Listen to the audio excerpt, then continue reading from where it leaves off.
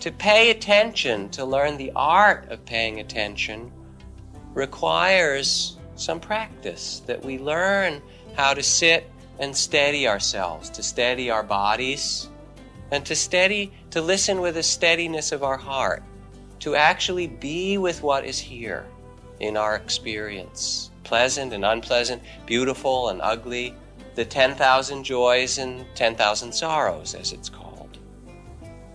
And that's what sitting is about, really, is to sit and be with the 10,000 joys and sorrows, and see them, and feel them, and let ourselves be as we are.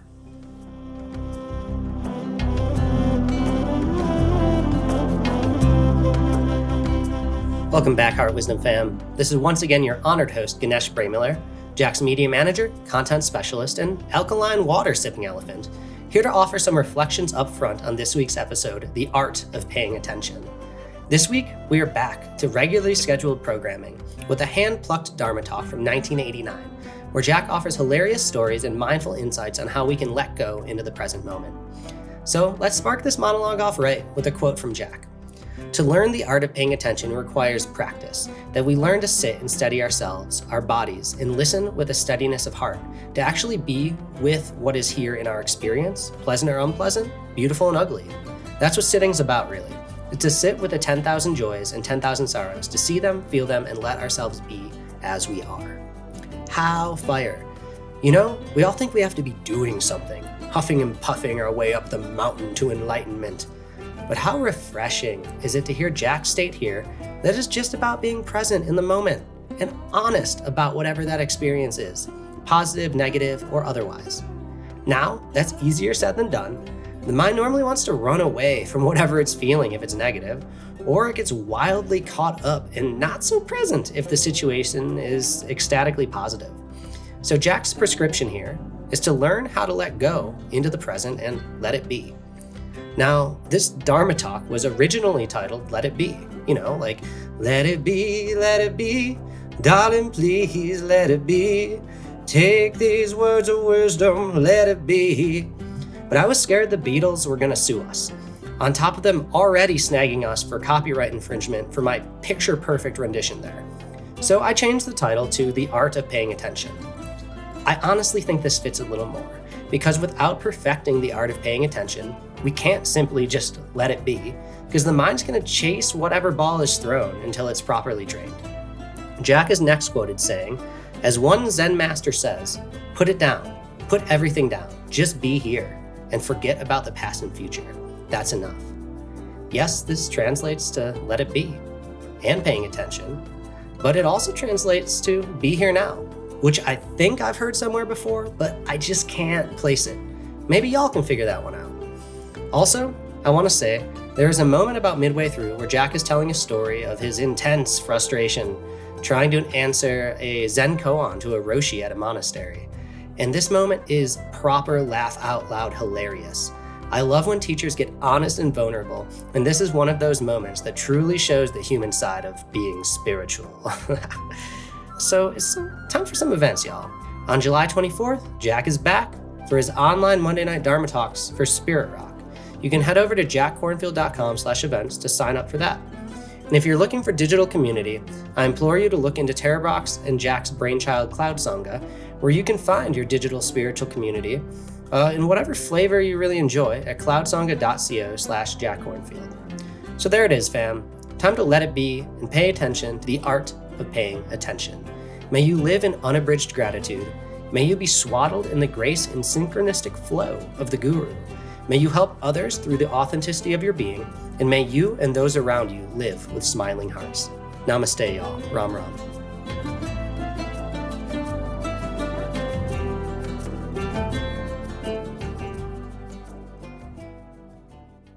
There's a story some of you may have heard of Mullah Nasruddin. He got a wonderful recipe for a casserole and went to the marketplace and bought about a pound of meat to cook up in this casserole, and he was walking home, and there was a big crow that saw him walking by carrying this stuff. And the crow flew down and grabbed the bag with the meat in it and flew off. And Nasruddin yelled at him and said, "You dummy, you forgot the recipe."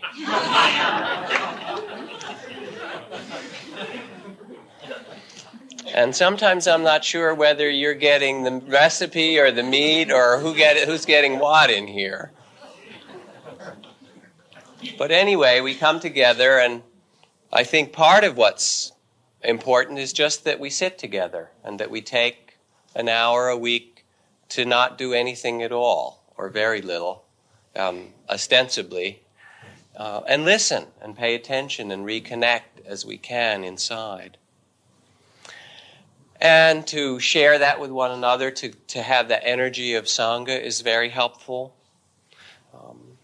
And perhaps through the talks or the discussions and things that follow them, there is at times some sense of inspiration. That would be my hope, to sense or feel that spiritual life is really something that's alive and not just something relegated to books or to some ideas that we have. That it points us together in some direction of understanding or opening. But that's about the best that's possible, is to point a direction. The fortunate and unfortunate truth about it is that that's all that's possible. Other than that, it's up to each person. We have to do it ourselves. Nobody can do it for us. It's quite interesting. Nobody can be born for you. Nobody can die for you. You'll find that out sooner or later. And nobody can let go for us. I mean, that would be wonderful if they could. There would be long lines, I think, and, But it's not possible. We each actually have to do that process, like the process of being born or dying. We have to do it ourselves. Sometimes I wonder if, especially those of us who've met together over some time, if I've made it too easy. People come here and sit once a week, and the sitting is lovely, and there's a talk, and usually I find some new joke or story, and we share something or other, and it's all kind of sweet, and we'll pay attention, and then life will be fine, or something like that. And I talk about self-acceptance, which is certainly important, or kindness. Of course, with most of us being the way we are, self-acceptance is actually a very big job. I realize that. But nevertheless. My teacher, Ajahn Chah, said at one point that there are two kinds of spiritual practice. There's the practice in order to be happy or comfortable. And so you can make yourself a little bit calmer through meditation or through saying some prayers or mantra. You can be kinder to other people, or you can be a little more straightforward or honest. You can sit and do a little bit of silence or chant before you eat, say, hold hands and chant Om or whatever. And you can make your life work better, basically, by that kindness or by that quieting of yourself. And that's one aspect of spiritual practice, one dimension of it. That's the practice of making life more comfortable. The other kind of practice, he said, is the practice for freedom or liberation, or fulfilling the capacity that we have to live totally or fully.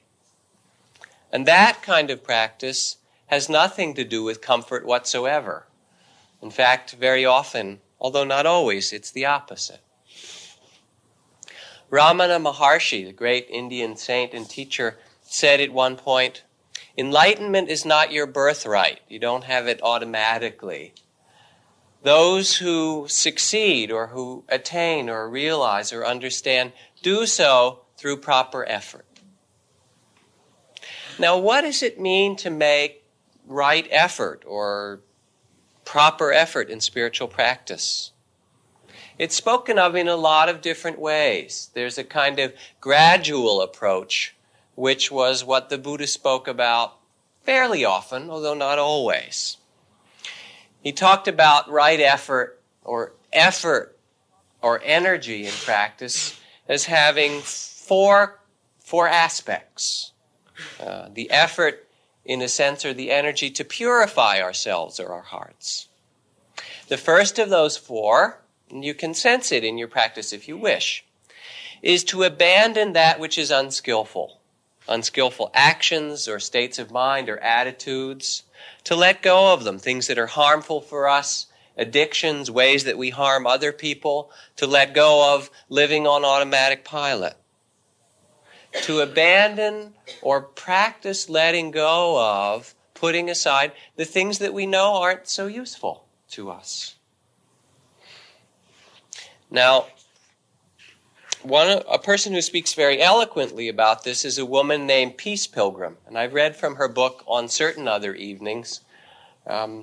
She was a woman who in the 1950s, after raising her family, looked around at the world and decided that she wanted to live as authentically and genuinely what she knew was possible. So she left her home and everything and got a sweatshirt that said Peace Pilgrim on it, and matching sweatpants, and had a little bag of a toothbrush and a few things, and decided to just walk, kind of like a modern American sadhu or holy person would do in India, but it was here in America. And she slept outside unless someone offered her a place to sleep, and she fasted unless someone offered her food, and the only thing she talked about was peace. And she walked for about 20 years around the country, speaking about peace with people, and it's wonderful.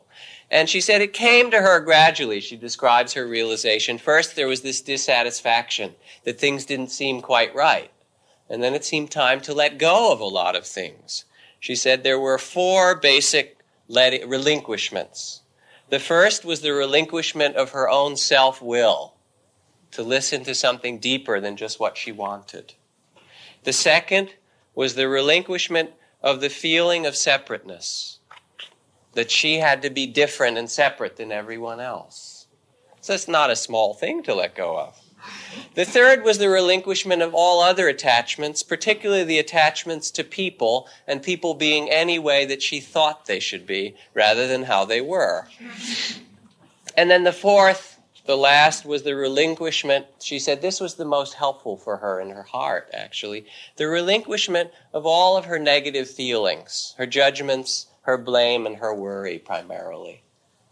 She said, who am I to judge other people? And what good does my worrying do me anyway? Worrying is different than concern or caring.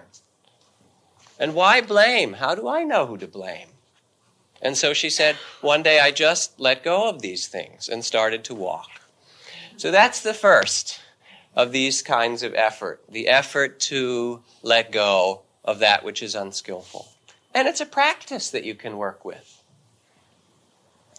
The second is to maintain that absence. The first is to let go, and the second is to maintain the absence of those things, which is to say, once you learn to let go, because we've all let go. It's like Mark Twain learning to stop smoking, right? We've all let go many times for a moment, only to pick it right up again when the person doesn't behave exactly how we thought they should, or the circumstances aren't what we'd like. So the second is to maintain that through inner and outer support, through the support of the Sangha, through the support of our sitting practice, of our inner attention, through whatever it takes when we learn to let go to nourish or foster or stabilize that. Then the third and fourth are the opposites of the first two. The third is to develop in us that which is skillful. And the image the Buddha uses is of training the mind or steadying the mind the way a craftsman would make an arrow that's true by turning it round and round on a lathe and seeing where it's crooked and gradually smoothing it until it's perfectly straight. And in the same way, he used the image of the mind to see all the ways that the mind gets out of balance and practice cultivating or developing that which is skillful. Attention, kindness, steadiness, and ability to open or let go.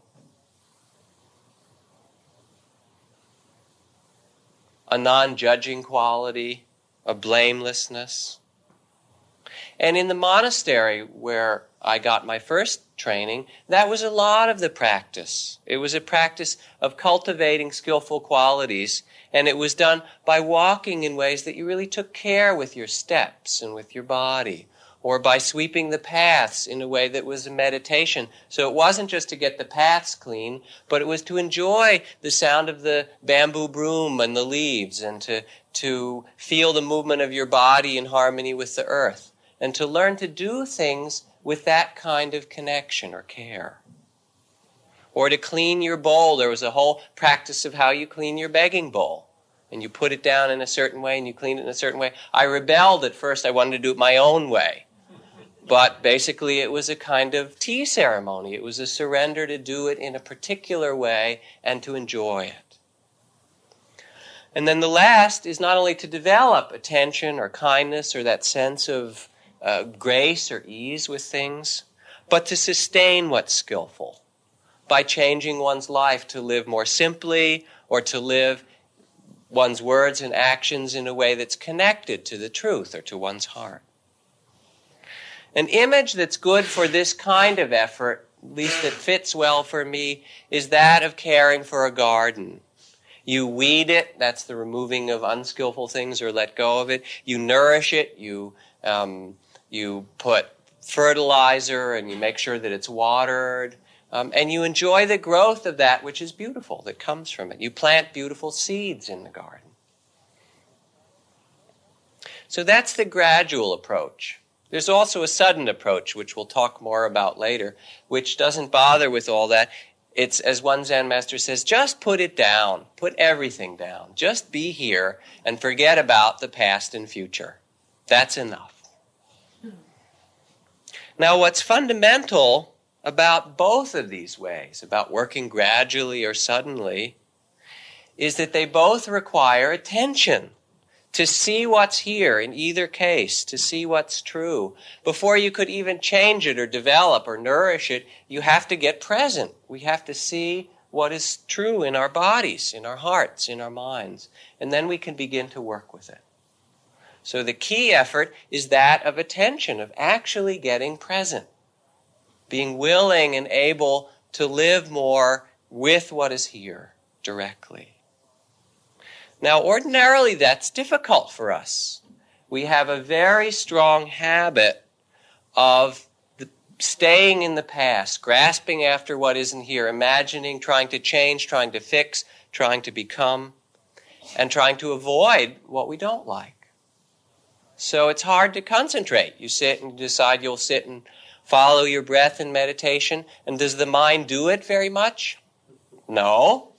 It plans and it tries to change and imagine and does all this whole fancy dance.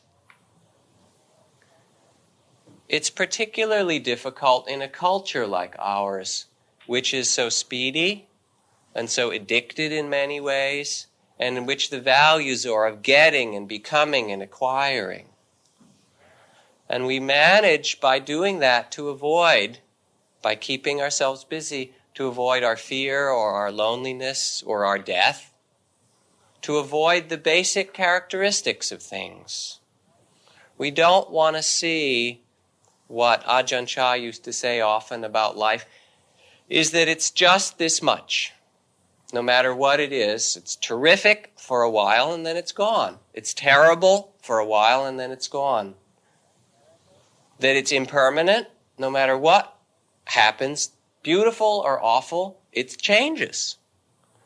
That it's unsatisfactory in that there's no thing that you can get or state or experience that will stay, that will do it for us. There's loss, there's change, there's pleasure and there's pain, and they alternate. All of that is called dukkha, which means that it's not quite how we would like it. We'd like it to be permanently pleasant and happy.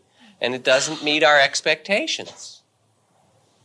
And that it's out of control, that we don't really control it very much at all. I mean, we don't even control our own minds, not to speak of our bodies, not to speak of other people. And because this is difficult to see, we move a lot and squirm a lot and keep ourselves busy. And there's a kind of layer that we have to face if we want to quiet ourselves, which is what we've avoided. For each person it might be different. For one person it might be their grief. For another their loneliness. For some, they just don't know what to do when it's quiet. It's scary. All kinds of things.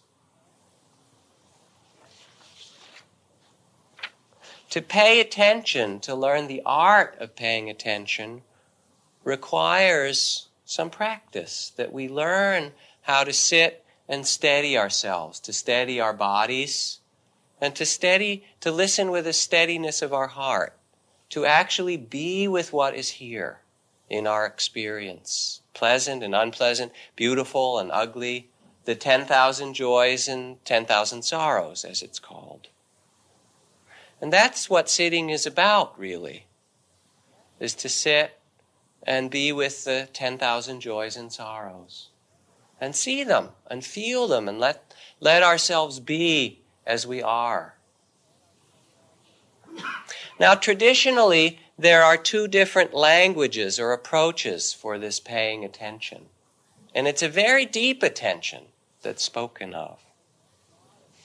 The first is the approach of a lot of effort or energy. It's the samurai approach, the approach that emphasizes strength. And there is a Chinese Zen master named Shun Hua who had a temple in San Francisco and now lives up in Ukiah in north central California, who comes from this sort of samurai Zen style practice. And when he first started training monks in the late 60s and early 70s, they had an old warehouse in the industrial district in San Francisco that wasn't heated, and they made it into their zendo. And the kind of retreats he led were 49 and 108-day retreats. And you sat and you slept on your cushion. You slept sitting up. You sat there for 49 days. You would eat there. You would get up and do a little walking and then sit back down again. And that's all that you would do. And it was in the winter, and it was very cold. His students used to call it the ice box. You'd go for 49 days in the ice box and not move. That's one way to train yourself. That's the samurai way. It's going through the fire. There's a book by a Sufi woman, Irina Tweedy's book called The Chasm of Fire. That's a nice description of the path of fire. And even in the practice of Mahasi Sayadaw, which is the basis of the Vipassana that we do, a lot of it is done in intensive retreat practice. And you sit and walk for 15 or 20 hours a day. Many of you have done a 10-day retreat or a month-long retreat. And it's the practice of sitting still and concentrating and then naming whatever is arising. There's the in-breath and there's the out-breath, and there's sadness and there's fear and there's a sound and there's the sensation of the body and there's joy and ecstasy and then disappointment, and then there's the next in-breath, and then there's boredom and I can't stand it, and out-breath. And you simply sit there and name everything until all of a sudden things start to open up. And what we took as solid or controllable or mine begins to show a deeper level of truth or reality. That it's just this changing stuff that we get to dance with, but we don't own. And somehow in the process, the glue of our owning and attaching it starts to dissolve or break up. The person who, being really on the way, falls upon hard times in the world will not, as a consequence, turn to that friend who offers them refuge and comfort and solace and encourages their old self to survive. Rather, they will seek out someone who will faithfully and inexorably help them to risk themselves so that they may endure the difficulty and pass courageously through it.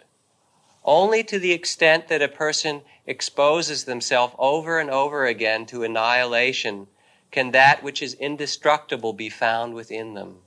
In this daring lies dignity and the spirit of true awakening. That's from Carl Fried von Durkheim. So this is the samurai tradition. You just go through it. And it's wonderful for some people.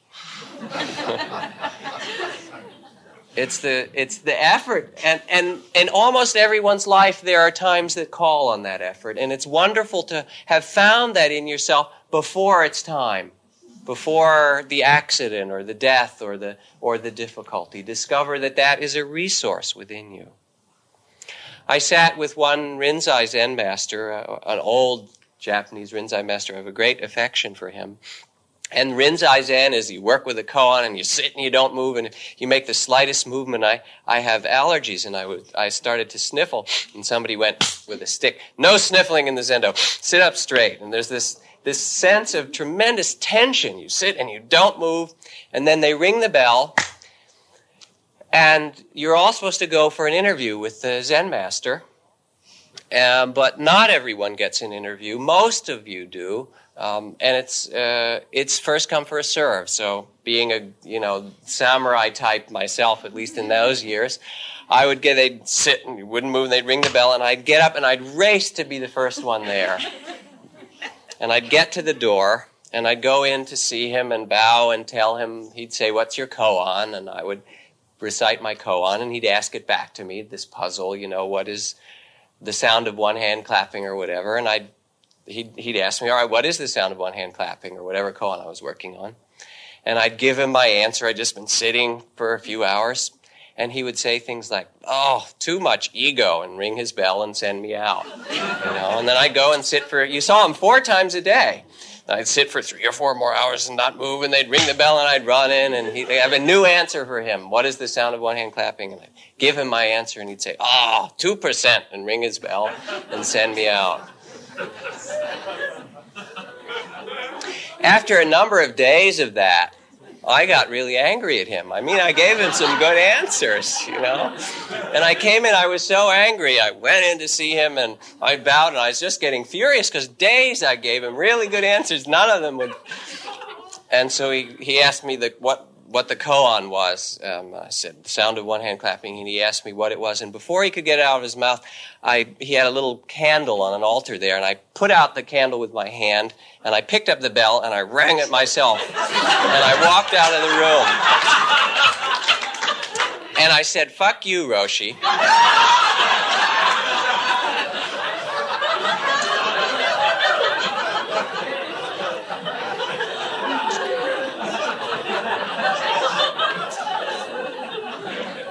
And as I got to the door, walking out, I heard the bell ring again, and he said, "Not the answer."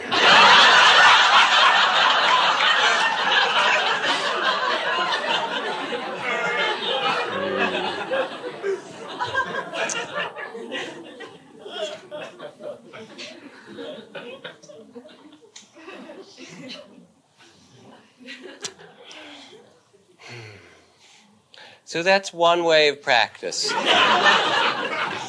It's really the practice of being willing to sit through the fire or to go through the difficulty of your life, to find that place of your inner strength. Then there's a whole other way that practice happens for us. And in truth, it happens to each of us in both ways at different times because it's quite organic. And there's the approach of strength where you do it until you come to this very deep letting go through your effort. The other language, the other approach, is much more the approach of space itself. And it's a very radical approach. It's a radical opening to non-self, to non-separateness, to non-possession. And from this point of view, there is nothing to get or be or do or have. And there's nowhere to go. What more could you have than what's here? There's colors and sounds and physical perceptions and thoughts and feelings. That's all there ever was before, and that's all there ever be. What do you expect? This is it. Now, from that point of view, there's no effort to make. One way that it's expressed by a teacher that I met at one point, he said, "Why don't you just pretend that you're enlightened and kind of practice that, and maybe after a while you won't be able to tell the difference." Or again, as Ramana Maharshi spoke, He said there are two ways to freedom or liberation. One is through a deep inquiry to see what am I or who am I, and keep stripping away the sense of self to discover that we are nothing or everything through inquiry. And the other way to liberation or freedom is the route of surrender, of just letting go. It's very, very deep, the practice of surrender, of being. Not my will, but thine.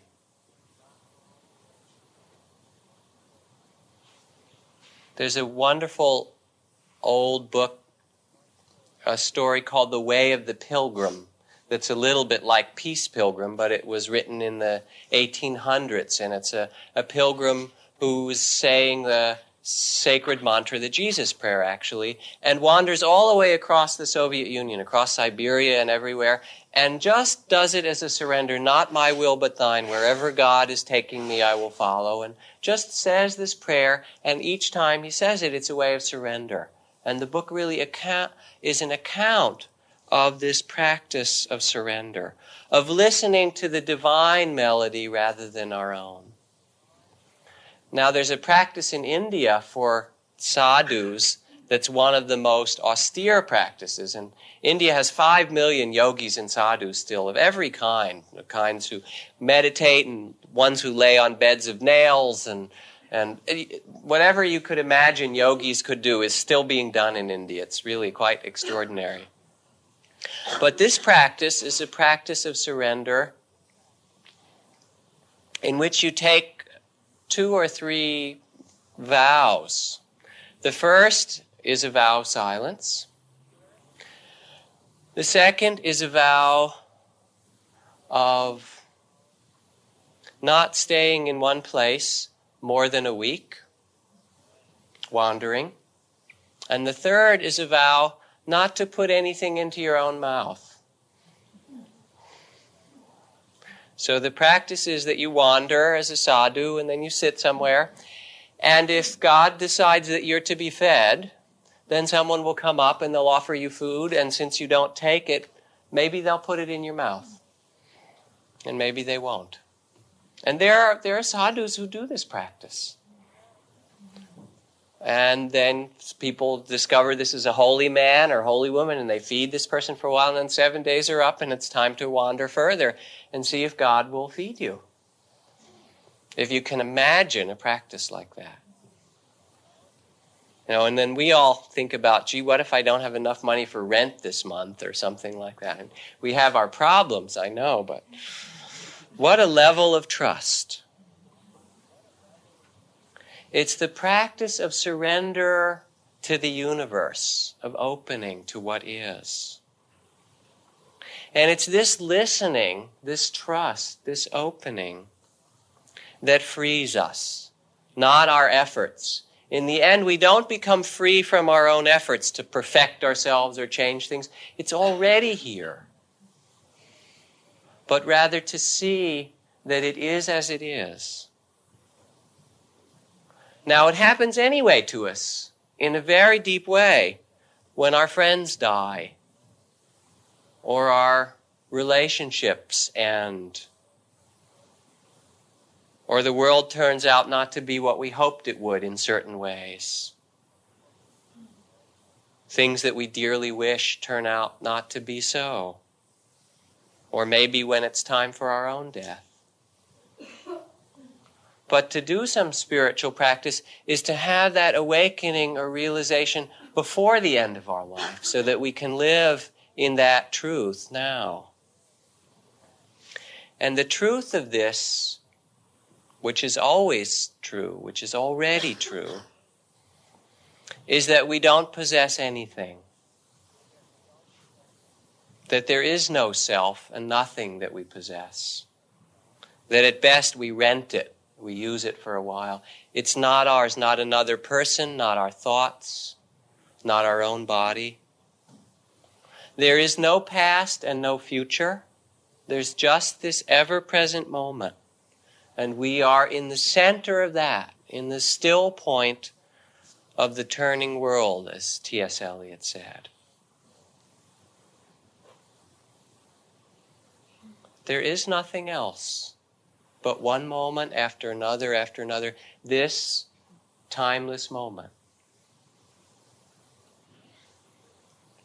And for this way, as St. Catherine said, all the way to heaven is heaven. To understand in this way is that this is it, this moment, every moment. So this other way of effort isn't of making or changing, but it's to sit and surrender, to listen, to open. It doesn't, however, mean that we don't act in the world. There comes in this surrender a kind of respect or responsibility, whatever you want to call it, for not just ourselves, but everything, because we are everything when we surrender. For Mother Teresa, she expresses it beautifully. Everything is Jesus. You see Jesus in the poor and the homeless, but the rich as well. Every person is Jesus to be served. And so her work is an expression of a kind of grace to be able to serve each day or each person or each circumstance. Even the suffering is the spiritual vision of Jesus. It's to surrender or listen and then become a vehicle for God's love in this world, a vehicle for that which is divine. Usually we're a vehicle for ourselves, right? Or we get in a spiritual path and we're a vehicle for Buddhism or Christianity or something like that. This friend of mine who is a poet wrote at one point at Naropa in the poetry class there, he wrote a short verse that said, "Greater vehicle, lesser vehicle, all vehicles will be towed at owner's expense."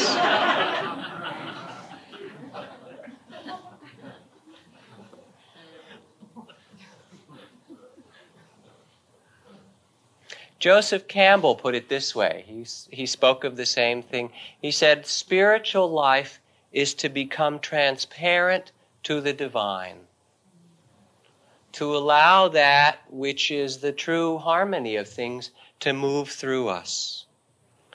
And that makes spiritual practice a very alive thing. It's a really alive process. And maybe we need to ask ourselves how to keep it alive. What questions should we be asking? Or should we do retreats? Or should what should we read? Or should we spend time in nature? Or should we sit more? Or should we serve and be with those who need our help in some way for our heart's sake? Should we exercise and move our bodies? Is that what it would take to keep us alive and awake? Or spend time with Sangha? Or just relax? Maybe for some of us, if we listen, the divine will come more by relaxing than anything else. I think that's true for a lot of people in this culture. If you want to place the spiritual journey in time, if that helps you, then you can think of it as a garden and let practice be a very gentle or patient process.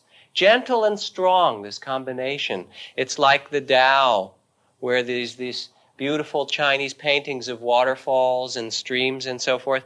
And Lao Tzu says that the yielding conquers the resistant, that the soft conquers the hard, is a truth known to all, yet often forgotten or not respected.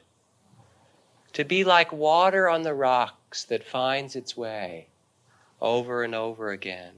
It means in some way to begin to work with the little things of our life, to take little practices, to brush your teeth mindfully, or to remember when you get out of your car and it's dark, to look up at the stars for just a couple of minutes.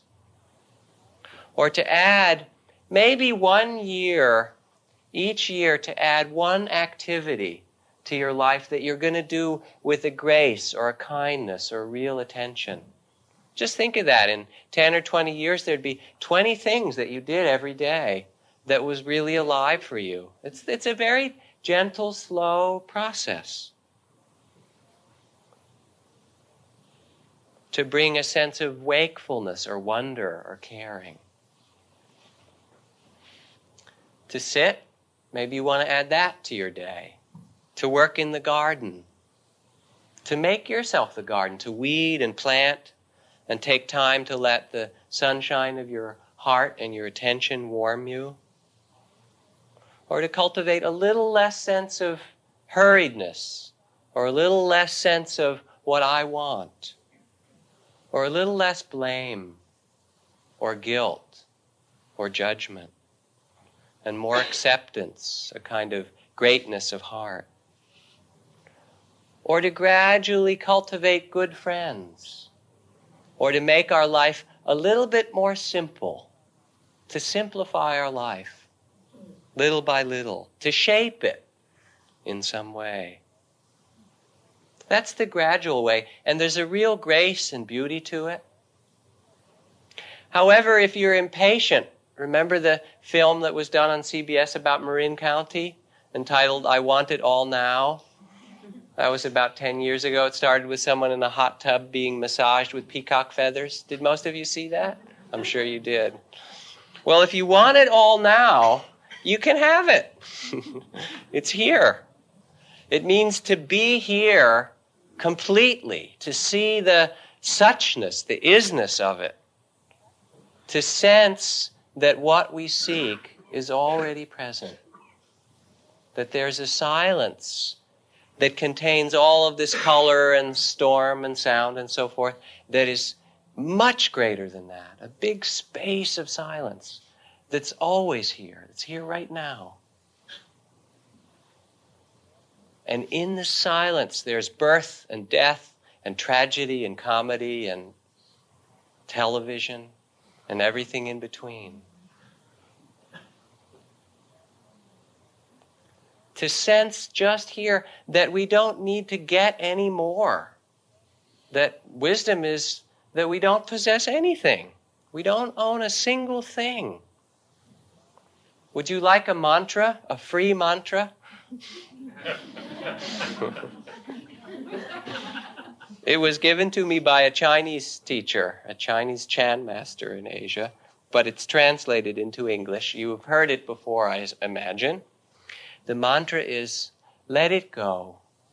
Whatever it is, just let it go. You could also use let it be if you'd rather. Sing it to the melody of the Beatles if you want. It's a good mantra. It's just that much. Just let it go or let it be. Take a breath. Just let it be. You could do that all day long. It's a great practice. Plenty. So if you're impatient, you can do it now.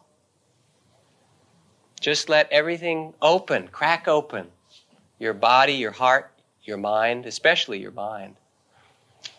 You know, this evening in the room on the other side of the church is a man speaking who I just met now, although I have admired his writing for some years, an old Englishman named Douglas Harding.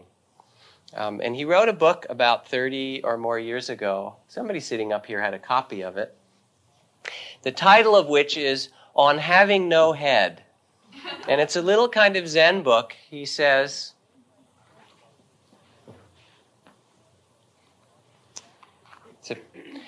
he was walking in the Himalayas one day, just minding his business, so to speak, or perhaps in this case not minding his business. That's actually how it happens. And letting go of minding his business. And all of a sudden he realized that he had no head. That was a fiction, that there was anyone here at all. He said you could feel things, but that wasn't really a head. That was just feelings. I mean, if you kind of cross your eyes, you could see there's something a little bit at the end here. But actually, there's just space here, and in it there are pictures and words and so forth, which contains everything. And so he wrote this book about this discovery, and since then he's been going around teaching people that they don't have heads. It's really quite nice.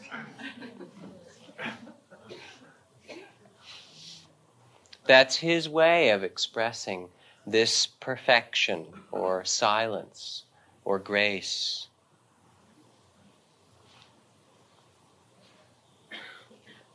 Zen Master Rinzai.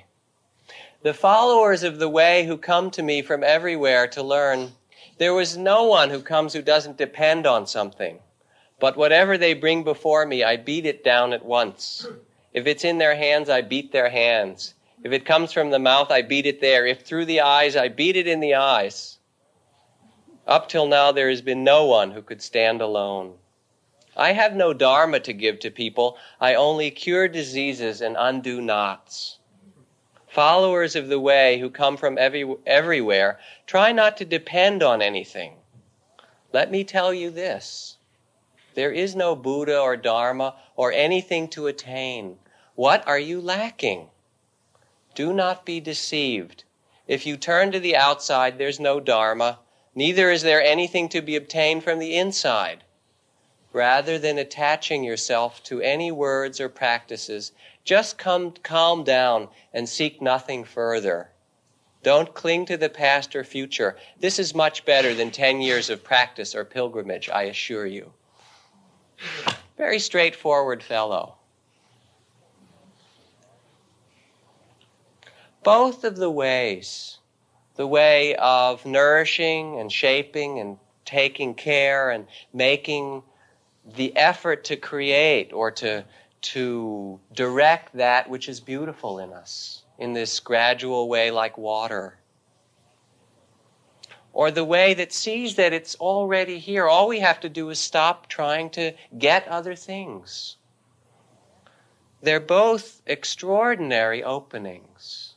They both require a surrender and an opening of our heart and being. And what's common to them both is the very simple act of letting go. What is best for you at this point? What areas of your life need nourishing or care? What needs to be simplified in your life? If it's not time for the big letting go, then what is it time to let go of? If you want to do it a little at a time, what is it time for? And what is it time to cultivate or nourish or develop?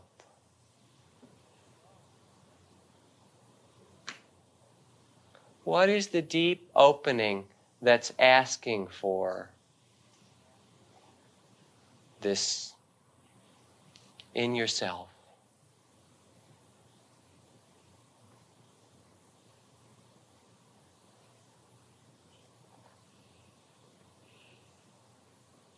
There is an effort in practice, no matter how you put it. There's a strange kind of effort. But if anything, it's more the effort to not do, and not make, and not have, and not hold. It's just to let it be. Can I tell you a really bad joke? I will, anyway. There were two masters who were discussing the ways of practice.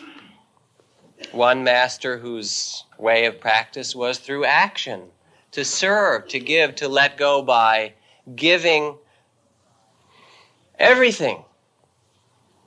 To let your doing, to let your driving, your sweeping, your cooking, all of that be your practice. It was the practice of letting the doing do itself.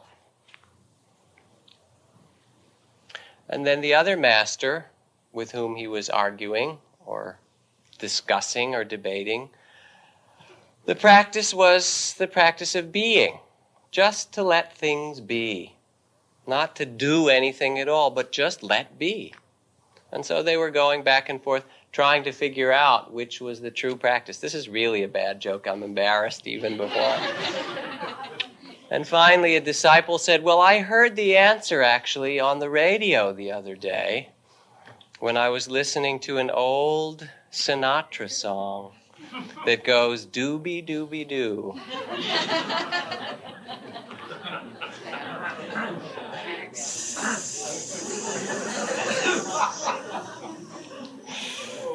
Oh.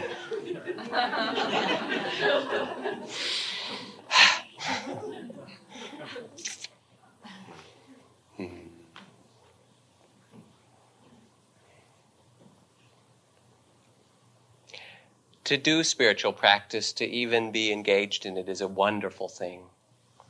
And it's also difficult and terrible and boring and everything else, but it's marvelous. And it's a privilege and a pleasure to speak about it and share it together.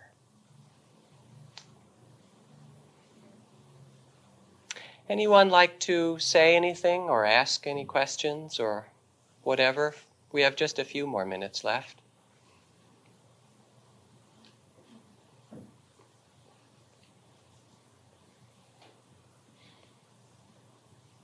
If your personality, or you're practicing letting go, would it make it easier to die? If you practice letting go, If that's your personality in your way, will that make it easier to die? I hope so. I really hope so. And I think it will, actually. I mean, I think the practicing of letting go that I've done, or that various of us have done, has made other kinds of letting go easier. Sometimes I found it's just as hard, but it doesn't take quite as long. Do you know what I mean? That there may be some moments where it's, oh my God, it's this difficult again. But somehow it doesn't seem to take as long. There's some other part that learns or knows. I hope so.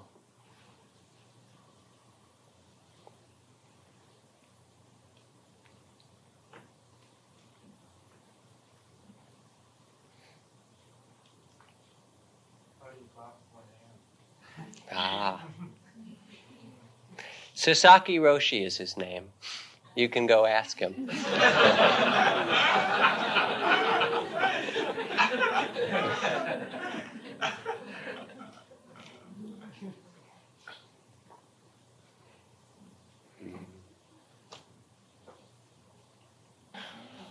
Okay, let us just sit together for a minute or so. Pretend you're enlightened. Just be with things exactly as they are without trying to make anything different. Let your heart be at rest, or not, as it wishes. Let your body be as it is. Let the breath be easy.